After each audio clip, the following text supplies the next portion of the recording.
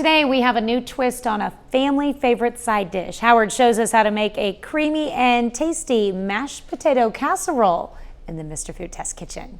When it comes to Thanksgiving, there are certain must-haves. Of course, you gotta have turkey. As for the sides, no traditional Thanksgiving Day feast is complete without mashed potatoes and some sort of stuffing. So today, we're focusing on a mashed potato casserole that's super easy.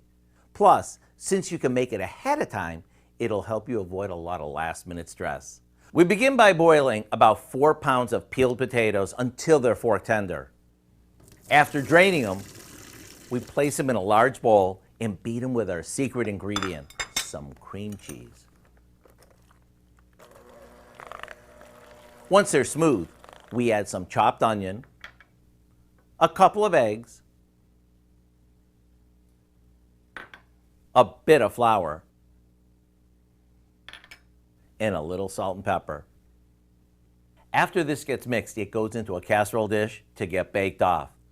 And to take this over the top, we sprinkle it with crispy fried onions. Once this gets passed around the table the first time, don't be surprised when everyone starts asking you to pass it around again and again. Drizzled with gravy or not, these are amazing.